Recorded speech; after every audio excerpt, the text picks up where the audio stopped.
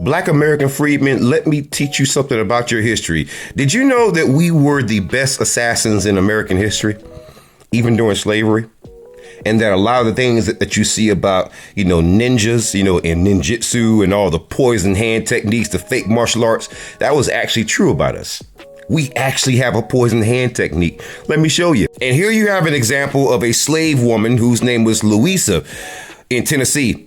And she sold poison into the clothing of the slave master's family, and she got them the hell up out of here. And we were some of the first Americans to actually use biological and chemical warfare to make people have rashes, make people start coughing, simulate some of the same things that you see with like a serious illness like a cold or a flu, and then eventually send them to the upper room. This is the actual ninjutsu technique done right here in America, and you sitting here watching all these kung fu movies and stuff thinking that stuff is real, but that's fake. We were the real thing. We actually had a poison hand technique. We actually poisoned people. We actually fought back, because the whole perception is that, black people, and particularly Black American freedmen, did not fight back.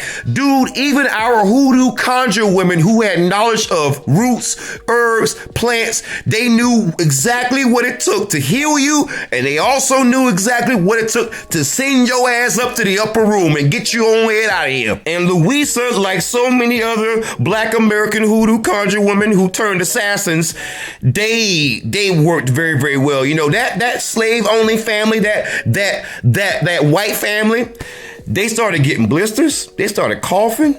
Their bones started withering. They went to the doctors. They went to the priests. Nobody could help them because they were dealing with America's finest assassins.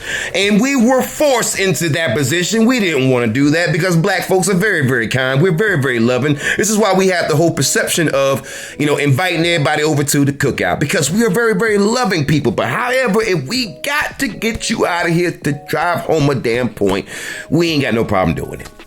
And our hoodoo conjure women show us that. And so I've made videos about how you've had hoodoo conjure women who would take ingredients like alligator peppers that is indigenous to the African continent. So obviously hoodoo is a closed practice of white people if you don't even use the same goddamn ingredients. And they would poison white people. They would target the pregnant slave owner's wife, use things like alligator peppers to make sure that baby in that pregnancy goes kaput, especially in the first trimester.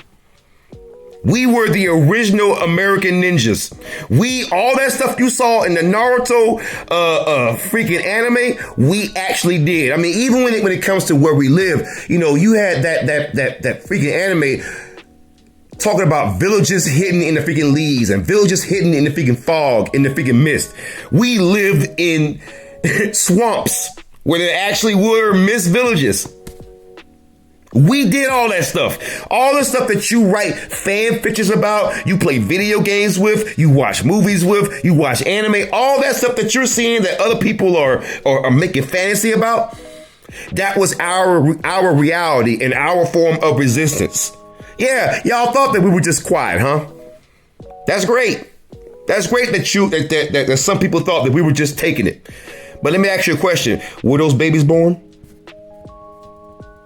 Oh, you know what would be the biggest irony? The biggest irony, if part of the reason why white people are having birth rate issues right now is because of what hoodoo conjure women did to them for centuries. Right under their fucking noses. See, we are a lot more powerful than what people let you believe.